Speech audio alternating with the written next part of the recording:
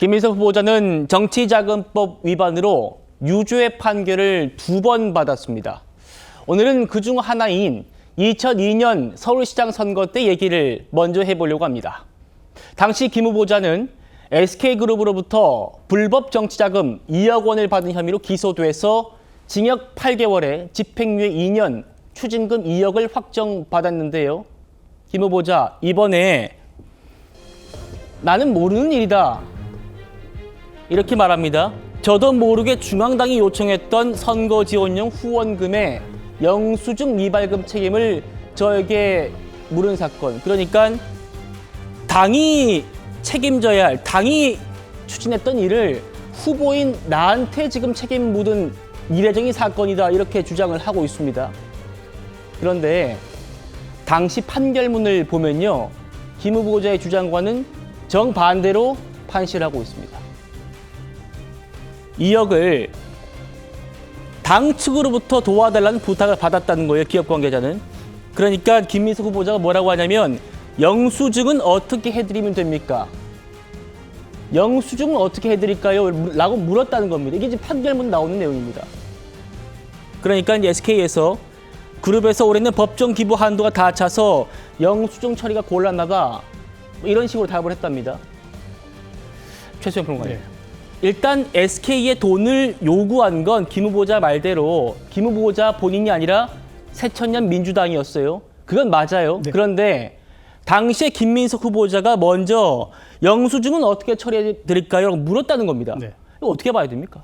그건 알고 있었다는 얘기잖아요. 알고 있었다는 그럼 돈이 이제 온다는 것도 알고 있었고, 돈이 오니까 이제 이거를 적법한 태도로 인해서 어떻게 처리해야 될까 고민했겠죠. 그러다 보니까 기업으로부터 영수증 청이, 지금은 그렇게 안 돼요. 지금은 개인만이 지금은 정치 후원금을 낼 수가 있는데, 제가 알기로 저게 당시 이제 2004년도였기 때문에 이른바 그 오세훈법이 아마 통과되기 전이라서 아마 저렇게 기업도 함께 갈 수 있는 그런 일이 있었던 것으로 추론은 돼요. 그런데 어쨌든 중요한 거는 여기에 대해서 충분히 본인이 이 돈의 용처를 알고 있었고, 어디서 온다는 것도 알고 있었고, 이것이 잘못 회기 처리가 될 경우에 불법의 소지가 있다는 거 아니까 그럼 영수증 처리 어떻게 되느냐 했는데, 예. 그건 기업이 더 받을 수가 없으니까 몰이 못 받겠다 해서 결국 이제 그것이 이제 적발이 돼서 유죄 판결을 받아서 2억 원 추징까지 당하는 사건이란 말이죠. 근데 여기에서 김 후보자 먼저 이런 얘기를 해요. 이게 검찰의 이른바 그 좀 무리한 수사, 공작 수사라고 하는데, 이 당시 검찰은 노무현 정부 검찰입니다. 예. 마치 말하자면 그때 진보 정부의 검찰이었고, 그렇기 때문에 거의 말하자면은 그 진보 영역에 있었던 민주당을 오히려 더 털었다? 이 얘기는 안 되는 거죠. 성립 자체가 안 되고. 그렇다면 이 돈의 용처와 출입을 분명히 알았던 김 후보자가 이거를 어떻게 이걸 처리하면 법망을 빠져나갈 수 있을까라고 생각을 했던 거죠. 그런 측면에서 재판부는 명시적으로 판결을 내렸던 거고, 예. 그런 측면에서 지금 김 후보자가 하는 건 전형적인 물타기 발언이고, 그다음에 이 말하자면은 불법 정치자금에 대한 판결, 대법원 판결까지 난 사안에 대해서 이것 또한 정치 공작으로 몰아가려는 아주 해괴한 이론이다. 한마디로 저는 그렇게 정의할 수 있습니다. 예, 그렇죠. 김 후보자가 본인의 정치자금법 위반 사건 2건에 대해서 모두 정치검찰의 수사였다, 이런 얘기를 지금 하고 있습니다. 계속해서 한번 가보죠. 강성필 부대변인. 네. 판결문에서 재판부가 이렇게 말합니다.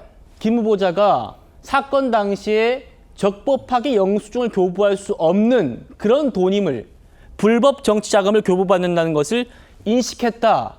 그러니까 영수증 발급해 드릴까요? 어떻게 할까요? 기업에서는 우리 후원금 다 차가지고 영수증 발급 안 됩니다, 이런 상황들을 불법 자금이라는 거를 인지하고 있었던 정황으로 지금 봤습니다.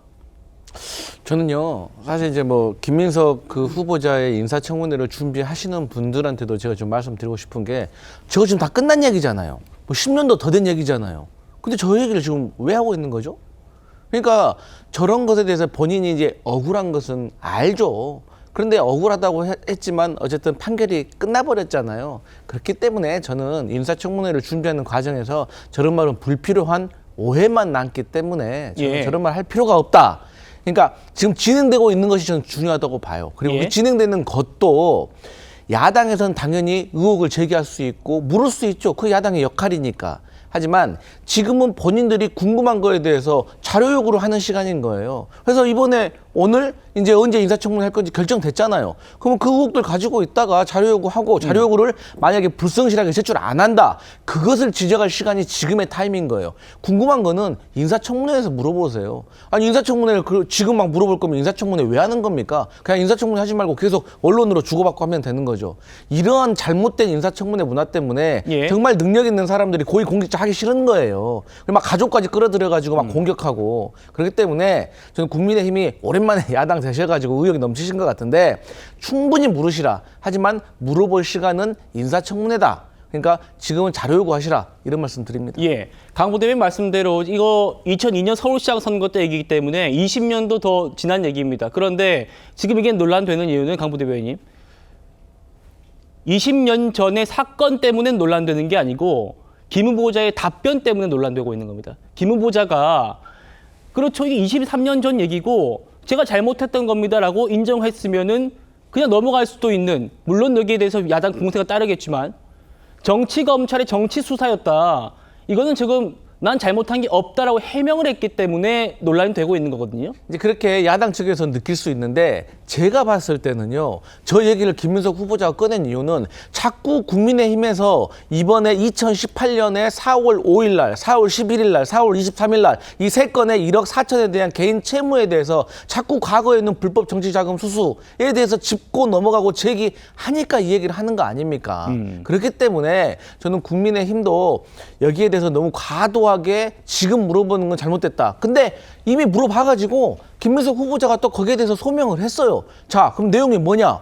김민석이라는 사람이 그동안 정치 야인으로 살아서 경제활동도 할 수 없고 그래서 근데 막 추징금은 밀려오고 해서 돈 빌렸다 이거예요. 빌렸는데 빌려준 사람한테 꼬박꼬박 이자를 냈다는 거 아닙니까? 그리고 빌려준 사람도 이의제기 안 하고 빌린 사람도 이의제기 안 하고 예. 또 총리 후보자로 내정이 되니까 이제 오해 사기 싫어가지고 이것도 대치를 일으켜가지고 갚았다는 거 아닙니까? 그럼 쉽게 말해서 여기에 불법사항이 있는 겁니까?